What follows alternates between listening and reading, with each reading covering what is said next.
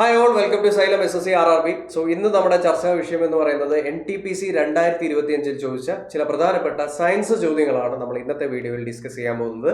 അതുമായിട്ട് അനുബന്ധമായിട്ടുള്ള ഫാക്റ്റുകളും ഒപ്പം തന്നെ പ്രസ്തുതമായിട്ടുള്ള ചോദ്യങ്ങളിൽ ഉൾപ്പെടുത്തിയിട്ടുള്ള കാര്യങ്ങളും നമുക്കൊന്ന് ഡിസ്കസ് ചെയ്ത് പോകാം. സോ സമയം കളയാതെ ഒന്നാമത്തെ ചോദ്യത്തിലേക്ക് കിടക്കാം. ഒന്നാമത്തെ ചോദ്യം, how is the vast distance between galaxies measured? ഗാലക്സികൾക്കിടയിലുള്ള ഡിസ്റ്റൻസ് നമ്മൾ എങ്ങനെയാണ് മെഷർ ചെയ്യുന്നത്? ഗാലക്സികൾക്കിടയിലുള്ള ഡിസ്റ്റൻസ് മെഷർ ചെയ്യാൻ നമ്മൾ ഉപയോഗിക്കുന്ന യൂണിറ്റ് ആണ് ലൈറ്റ് ഇയർ എന്ന് പറയുന്നത്. ലൈറ്റ് ഇയർ എന്ന് പറഞ്ഞാൽ എന്താ? ഒരു വർഷം എന്നുള്ള സമയം കൊണ്ട് പ്രകാശം സഞ്ചരിക്കുന്ന ദൂരത്തെയാണ് നമ്മൾ ലൈറ്റ് ഇയർ, പ്രകാശ വർഷം എന്ന് പറയുന്നത്. അപ്പോൾ തീർച്ചയായിട്ടും ഇത് ഡിസ്റ്റൻസിന്റെ യൂണിറ്റ് തന്നെയാണ്. അപ്പോൾ ഒരു ലൈറ്റ് ഇയർ എന്ന് പറഞ്ഞു കഴിഞ്ഞാൽ മനസ്സിലാക്കിക്കൊള്ളുക 9.46 ഇൻറ്റു 10⁻15 മീറ്റർ ആണ്. 9.46 ഇൻറ്റു 10⁻15 മീറ്റർ ആണ് ഒരു ലൈറ്റ് ഇയർ എന്നതുകൊണ്ട് ഉദ്ദേശിക്കുന്നത്. 9.46 ഇൻറ്റു 10⁻15 മീറ്റർ, ഇതാണ് ലൈറ്റ് ഇയർ എന്ന് പറയുന്നത്. അപ്പോൾ വലിയ ഡിസ്റ്റൻസുകൾ, ഉദാഹരണത്തിന് ഗാലക്സികളിലേക്കുള്ള, ഗ്രഹങ്ങളിലേക്കുള്ള ദൂരങ്ങളൊക്കെ നമ്മൾ ലൈറ്റ് ഇയറിലാണ് പറയുന്നത്. 1 light year is equal to 9.46 into 10⁻15 metre. Option D is the right answer. ഗാലക്സികൾക്കിടയിലേക്കുള്ള ദൂരം ലൈറ്റ് ഇയർ വെച്ച് നമ്മൾ റെപ്രസെന്റ് ചെയ്യും. 1 light year is equal to 9.46 into 10⁻15 metre. അടുത്ത ചോദ്യം എന്താണ്? Which of the following is a dimensionless quantity? Dimension ഒന്നും ഇല്ലാത്ത ക്വാണ്ടിറ്റി ഏതാണ്? ഡയമെൻഷൻ എന്ന് പറയുമ്പോൾ 3 ഡയമെൻഷനാണ് നമ്മൾ കോമൺ ആയിട്ട് പറയാറുള്ളത്. മാസ് M എന്ന് പറയുന്നതാണ് ഡയമെൻഷൻ. അടുത്തതായിട്ട് ലെങ്ത് വരുന്നുണ്ട്, ലെങ്ത്തിന്റെ ഡയമെൻഷൻ എന്താണ്? L എന്ന് പറയുന്നതാണ്. ദെൻ അവസാനം ടൈം വരുന്നുണ്ട്, ടൈമിന്റെ ഡയമെൻഷൻ എന്താണ്? T ആണ്. അപ്പോൾ നമ്മൾ പറയും റിഫ്രാക്റ്റീവ് ഇൻഡെക്സ് എന്ന് പറയുന്നതാണ് ഡയമെൻഷൻ ഒന്നുമില്ലാത്ത ക്വാണ്ടിറ്റി. കാരണം ഒരേ ഡയമെൻഷനാണ് മുകളിലും താഴെയായിട്ട് വരുന്നത്. അപ്പോൾ ഡയമെൻഷൻ ക്യാൻസൽ ചെയ്ത് പോകും. ഓപ്ഷൻ സി ആണ്. വെലോസിറ്റിയുടെ ഓപ്ഷൻ എ, വെലോസിറ്റിയുടെ ഡയമെൻഷൻ LT⁻⁻1 എന്ന് പറയുന്നതാണ്. ഡിസ്പ്ലേസ്മെന്റ് ബൈ ടൈം ആണ്. ഇനി ആക്സിലറേഷന്റെ ഡയമെൻഷൻ LT⁻2 ആണ്. ദെൻ ഫോഴ്സിന്റെ ഡയമെൻഷൻ എന്ന് പറയുന്നത് MLT⁻2 എന്ന് പറയുന്നതാണ് ഫോഴ്സിന്റെ ഡയമെൻഷൻ. ഡയമെൻഷൻ ഒന്നും ഇല്ലാത്ത quantity option C, refractive index. അടുത്ത ചോദ്യം, which of the following quantities has both magnitude and direction?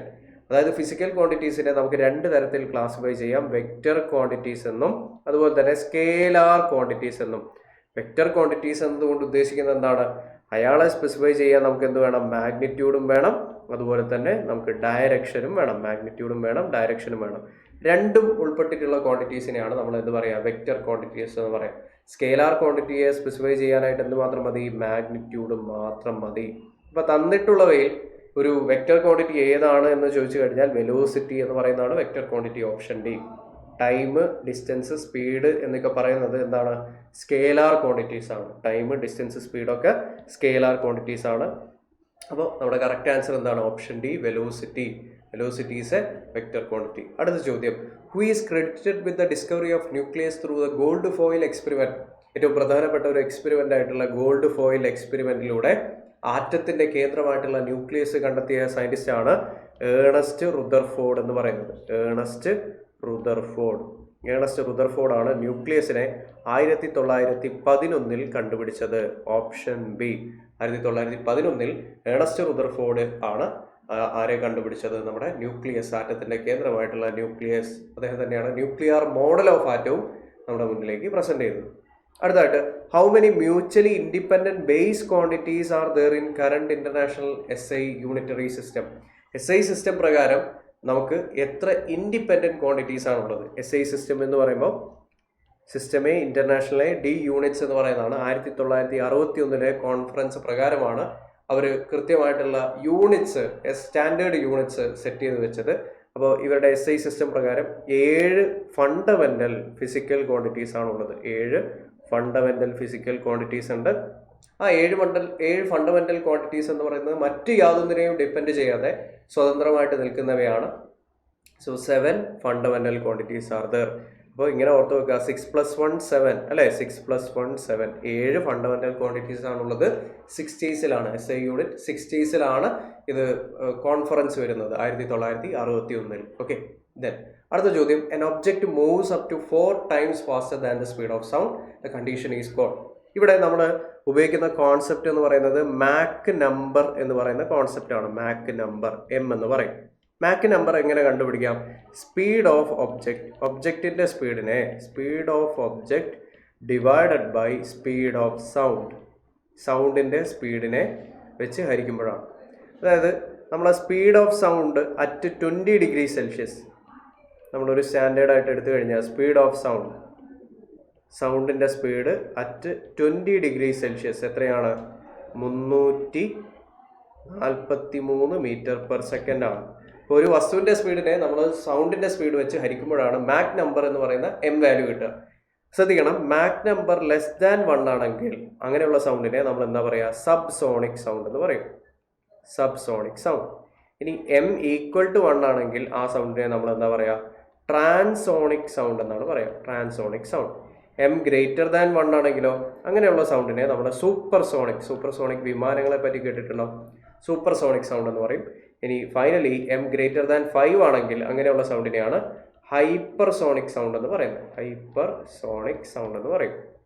അപ്പോൾ എം ഗ്രേറ്റർ ദാൻ 4 ആണ് അല്ലേ? An object moves up to 4 times faster than സ്പീഡാണ്. അത് 5-നേക്കാൾ കുറവാണ്, പക്ഷെ 1-നേക്കാൾ കൂടുതലാണ്. ഏത് കാറ്റഗറിയിൽ വരും? സൂപ്പർസോണിക് എന്നുള്ള കാറ്റഗറിയിലാണ് ഉൾപ്പെടുന്നത്. Option B, supersonic sound. അടുത്ത ചോദ്യം, which of the following statement about action and reaction forces are correct? Action, reaction forces, ഈ ഫോഴ്സിനെ പറ്റി പറയുന്നത് ന്യൂട്ടന്റെ 3ാമത്തെ ചലന നിയമമാണ്. തേർഡ് ലോ ഓഫ് മോഷൻ പ്രകാരം if there is N action there will be A reaction. ഒരു ആക്ഷൻ എപ്പോഴും എന്തുണ്ടാവും? റിയാക്ഷൻ ഉണ്ടാവും. ഫോഴ്സ് എന്ന് പറയുന്നത് എപ്പോഴും പേറുകളായിട്ടാണ്, ജോഡികളായിട്ടാണ് എക്സിസ്റ്റ് ചെയ്യുന്നത്. പക്ഷേ അവിടെ നമ്മൾ ശ്രദ്ധിക്കേണ്ടത് ഈ ഒരു ഫോഴ്സിന്റെ ആക്ഷൻ റിയാക്ഷൻ ബേസ് എന്ന് പറയുന്നത് 2 വ്യത്യസ്തമായിട്ടുള്ള വസ്തുക്കളിലാണ് ആക്ട് ചെയ്യപ്പെടുന്നത്. So option C, action and reaction forces are equal, opposite and act on different bodies എന്ന് പറയുന്നതാണ് ശരിയായിട്ടുള്ള ഉത്തരം. Option C is the right answer.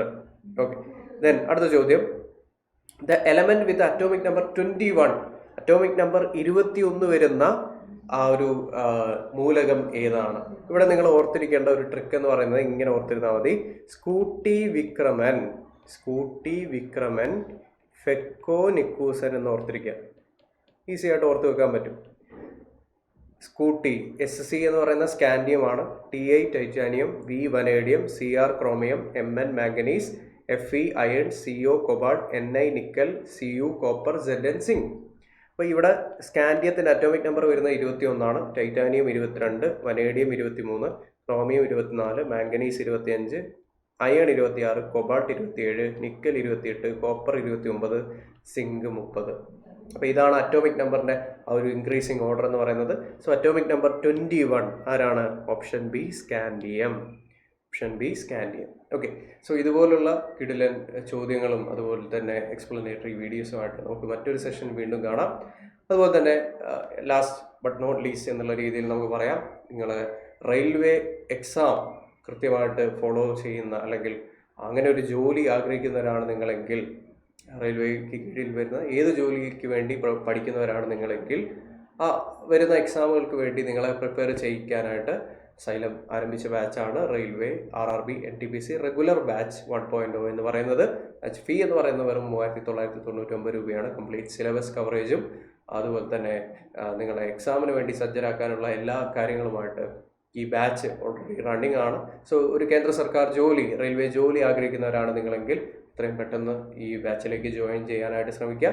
നമുക്ക് വീണ്ടും മറ്റൊരു സെഷനിൽ വീണ്ടും കണ്ടുമുട്ടാം. Thank you.